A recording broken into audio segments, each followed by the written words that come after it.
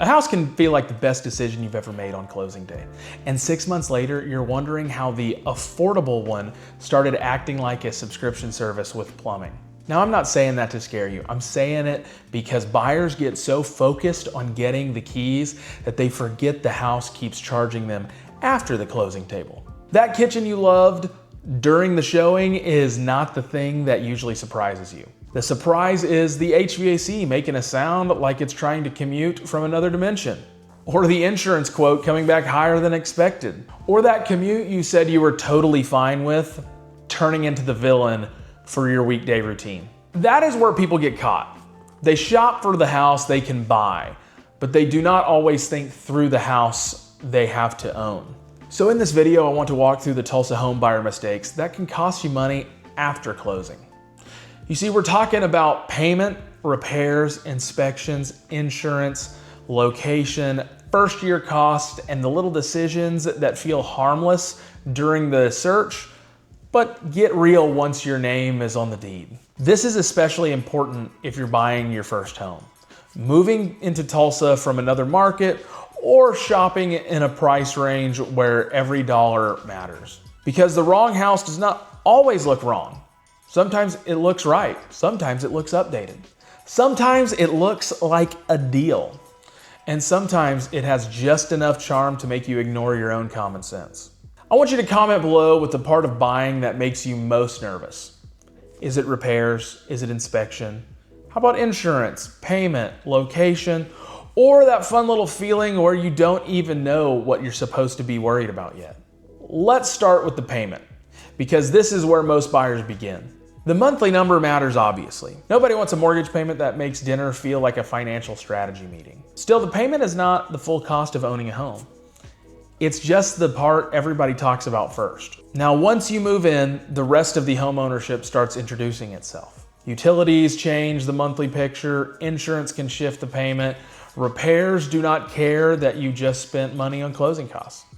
Maintenance shows up quietly at first. Then suddenly you're at the hardware store wondering why one small project requires 8 items and a level and 3 trips back to the hardware store. That is why I can afford the payment and I can afford this house are not always in the same sentence. A buyer might qualify for a home and still feel stretched once real life gets added back into the budget. Groceries still exist, cars need gas, kids, dogs, hobbies, savings, furniture, emergency, and random life stuff, and not to mention drinking enough water. All of that stuff does not disappear just because you got lender approved. You see, around Tulsa, buyers can find real opportunity compared to a lot of larger markets. Your money may go further here, which is a good thing. The danger is letting advantage talk you into spending more than your life actually supports. Before you fall in love with a house, ask yourself if you can own it comfortably after the moving boxes are gone. You see, buying really takes one day. Owning a house has a much larger memory. Cosmetic updates are another trap. A home can walk into the room with new floors, fresh paint, modern lights, and a cute kitchen, and suddenly everybody starts acting like the inspection already passed. That is how pretty houses get people. Everybody likes updates. A clean, sharp-looking house is easier to get excited about. You see, the problem comes when the updates become a distraction. A good-looking kitchen does not tell you whether the roof is near the end of its life, or the new flooring does not prove that the plumbing is solid, while something expensive is sitting behind that wall, minding its own business until you own it. In Tulsa especially, with homes that have some age on them, the boring items deserve some attention. Roof, HVAC, drainage, electrical, plumbing, foundation signs, and general maintenance can matter more than the finishes buyers notice first. You see, a backsplash will not save you from a roof replacement. That does not mean you should run from every older home, every updated listing. It means you need to know whether the pretty parts are supported by the important parts. If I had to choose between a flashy house with questionable systems or a less expensive home with better bones, I would at least make sure we are having the right conversation before emotion takes over. The house has to make sense after the photos stop being fun. Now let's talk about inspections, because buyers can get weird here. Just so you know, an inspection report is not a personal attack on you or the house. It is not the inspector being dramatic. It's not a sign that everything is just falling apart. Obviously it's not. Because the report has a lot of pages, most reports just look long. That is pretty normal. What matters is the type of issues inside the report. A loose outlet cover is not the same as a foundation movement.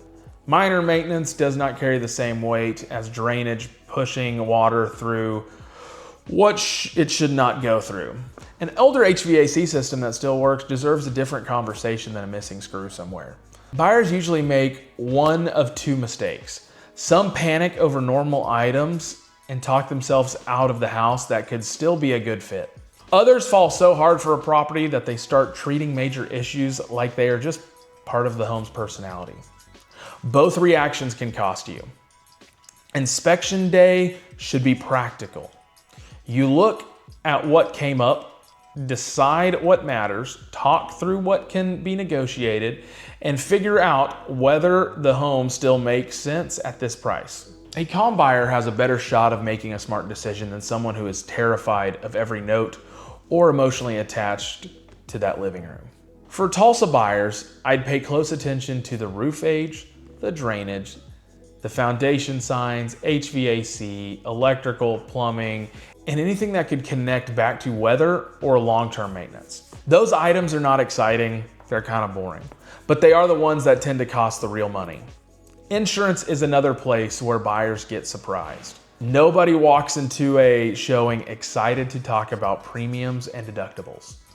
I understand that. It is not the fun part of buying a home in Oklahoma, though insurance needs to be a part of the conversation, and early on. Weather is real here. We have wind, we have hailstorms, we have heavy rain. Roof condition and property details can all affect what you pay and what kind of coverage makes sense for you. Do not guess your insurance number.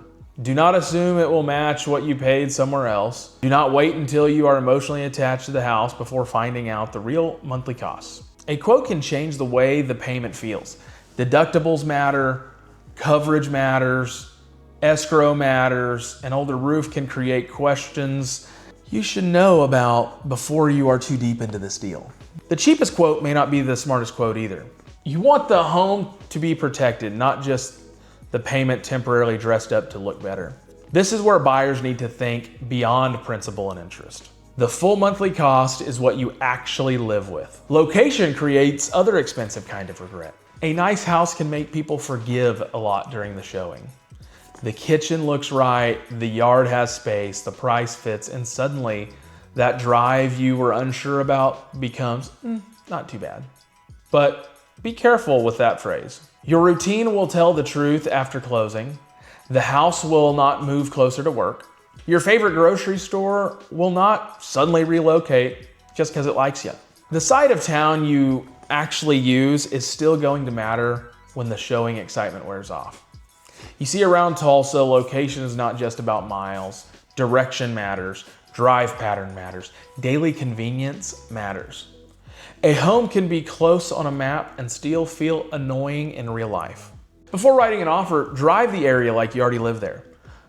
Go during the times you would actually be out. Check your commute, errands, grocery runs, school, routine, gym. Drive, family access, or whatever matters in your normal week. You see, a great house in the wrong place can become a daily frustration. That does not make the area bad, certainly doesn't. It means that it just may not fit you. You see, buying too much house can also sneak up on people. More square footage sounds like a win during the search, but extra bedrooms do feel useful. Bigger yards are great. A larger garage can seem like a thing that finally solves your storage problems. Then ownership starts. More house means more cleaning, higher utilities, more furniture, extra maintenance, and usually a bigger payment. A larger yard wants time. Unused rooms have a way of becoming storage units with windows. A lot of buyers shop for the version of themselves they hope will exist after closing. You see, that future person, they host more, they organize better, they use the home gym, they keep the garage perfect, and somehow enjoys your yard work. Current you should probably get a vote. Space is valuable, when it improves your real life. It becomes expensive noise when it only makes the house feel impressive during the tour. Tulsa can offer more room than many markets, and that is one of the reasons buyers like it here. Just do not turn the benefit into pressure. The right house is not automatically the biggest one your lender allows you to get. First year costs deserve more attention. People plan for the down payment and the closing costs, then act surprised when the first year starts asking for money. Blinds may be needed. Furniture might not fit. Locks should probably be changed. The yard may require tools or equipment. Appliances can be older than you realized. Paint, storage, security, cleaning supplies, garage items, and small repairs can add up pretty quickly. That is before anything actually breaks. This is why I do not like buyers spending every dollar just to get the keys. You need money left after closing. You need a buffer. A repair is annoying when you have a cushion. The same repair feels like a crisis when your savings account is gasping for air. First-time buyers feel this hard because everything is new. Relocation buyers can feel it too because moving already creates extra costs. You got travel, setup, furniture, deposits, utilities, and random expenses all show up during the same season. A house can be affordable on paper and stressful in real life. If you start ownership with no room to breathe, low prices can be tricky as well. Everybody loves the idea of finding a deal. I get it. A lower price feels like you beat the system. Before celebrating, figure out why the home is priced that way. Maybe the seller is motivated, cosmetic work might be holding it back, the location could be less popular. Condition issues may be hiding in plain sight. Sometimes a property really does offer opportunity, and other times it is someone else's problem trying to find a new owner. A deal is only a deal when the full picture makes sense. Price alone cannot answer that. You need to look at condition, repairs, location, resale, financing, insurance, and your own risk tolerance. Cheap can be smart. Cheap can also be expensive. The difference matters. Resale is another thing buyers forget while they are excited. I know you are buying the house to live in it does matter most. Life still changes, jobs change, family needs to shift, money changes, people relocate. Plans that sounded permanent can look very different a few years later. I've seen it time and time again. That is why resale should be at least part of the conversation. A strange layout may limit the next buyer pool. Tough access can matter later. Limited parking may hurt you. Major repairs do not become more charming when you sell. A location you are willing to forgive might be a deal breaker for someone else. Personality in a home is fine. Unique does not automatically mean bad. You just need to understand what future buyers may think before you overpay for something most people will not value. A smart purchase should fit your life now without trapping you later. Rushing because the market feels stressful can create problems too. A good house hits the market and suddenly everyone starts moving fast. You feel pressure. Other buyers might be interested. The listing looks strong. Your brain starts yelling that this one is the one for you and you must have it. Speed can matter in real estate. Panic is not the same as preparation. A prepared buyer can move quickly and still think clearly. An unprepared buyer moves quickly because they are scared. Before the right house appears, know your budget, your areas, your repair tolerance, your must-haves, your deal breakers, and financing. That way, when something good shows up, you are not trying to make 10 major decisions in 15 minutes. Preparation gives you speed without chaos. Guessing under pressure is where mistakes happen. Here's the simple filter I would use before writing an offer around Tulsa.